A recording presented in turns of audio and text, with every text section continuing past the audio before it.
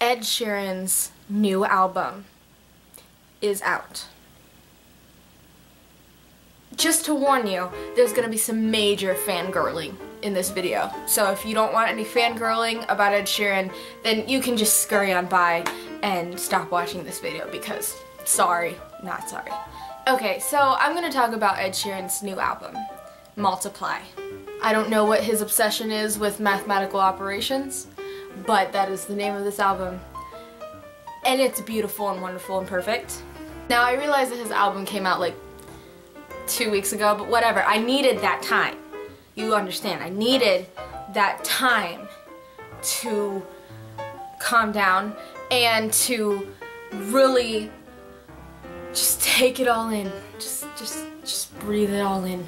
Now I'm going to be talking about the deluxe album, and that includes the songs Take It Back, Shirt Sleeves, Even My Dad Does Sometimes, and I See Fire. So if you don't have the deluxe album, then what the hell is wrong with you? Alright, first of all, if any of you know me, or if you don't know me at all, know this. I am obsessed with this man. Just, how can you listen to his voice and just not, you know, just like that. So honey, now take me into your loving arms. In this album, I noticed that he did a lot of songs about exes, and I'm pretty sure at the very least there's 3 different exes on this album, which in the album Plus, it was mostly about one very mysterious love from back home that broke his heart or something. And in this album, he gives us more insight on her and other relationships that he's had. Ed Sheeran gets around, man. Like, he gets around. Some of these songs, ouch! If I were one of those girls, I'd probably crawl in a hole and die.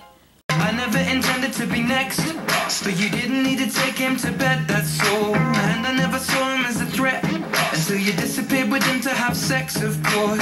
It's not like we were both on tour, we were staying at the same hotel floor. Oh, Nina, you should go, Nina, 'cause I ain't never coming home. Nina, oh, won't you leave me now? I'll make your little secret public as nothing. I'm just disgusted with the skeletons you sleep with in your closet to get back at me. I don't love you, baby. I don't need you, baby. I don't want you no anymore. Wow. Speaking of one of the songs, Nina, obviously the song is about Nina Nesbitt, who is the Scottish-Swedish singer-songwriter who met him when, I don't know how long ago, and they went on tour together in Europe somewhere, and it was like love at first sight and da-da-da-da. She's not very well known in America. She's pretty well known in Europe, and she's doing pretty well for herself, but obviously isn't as big as Ed. But apparently they had a thing forever ago, and now she's just a song. He's turning into Taylor Swift. These breakup songs, man, he does not hold back. Ouch.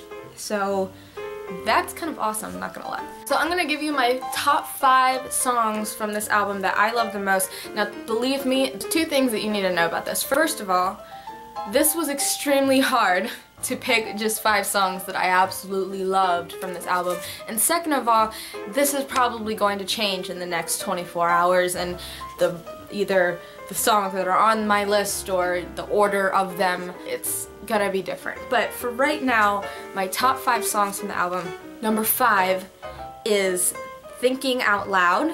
It's got this bluesy feel, and you can like really hear the influences of his music coming through on this song, and it's just beautiful. Number 4 is I'm a Mess, which makes me a mess, this song. It's like, it's not really very Ed. It's kind of soft, rocky, acoustic rock, kind of, a little bit. And apparently this put your faith in my stomach lyric actually means to trust in his gut feeling, which is a great idea trusting in your gut feeling about something, but the lyric itself was a little weird. But other than that, it was a great song. Number 3 is Don't, because that is just, wow, that is a great song.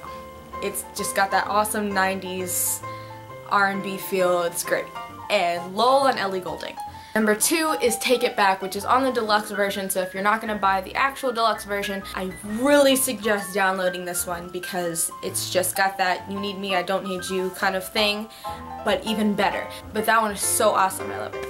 My number 1 song on the album is Runaway, because if you haven't heard the song yet, because it's not on the radio and it wasn't released before the album came out, so if you haven't heard it, you need to listen to that one. If there's honestly if you just don't want to buy the whole album for some insane reason, buy that one song because it's absolute perfection. Again, it has that bluesy feel, but it's even better than Don't. It's just great. Even though it's kind of sad, it's about, you know, not wanting to be home because of family issues. That was my top 5 countdown, so yeah. So overall, the album, of course, is just near perfection. It's fantastic. Everyone in the entire planet should go buy it. And I'm going to give it 4.5 out of 5 stars. And I know, like, Crystal, you are so obsessed with Ed Sheeran and every single thing that he could possibly do ever. Why aren't you giving him 5 out of 5 stars? I just can't get over that song. Even my dad does sometimes. I just don't. That was not a good choice. Believe me, that is really, really good. I think an album would have to be like sent from God for it to be 5 with me. I'm just really, really picky about things, even with my own stuff. So if you loved Ed Sheeran's album, please let me know. I need to know how many people are loving him as much as I am. If there are any other albums or something that you want to let me know are coming out, cool, you should let me know and I'll listen to them, maybe do a review on them. Who knows, maybe I will, maybe I won't. That is my Ed Sheeran review, and you guys have an awesome day, and I'll see you later. Bye! I love him from the skin to my bones.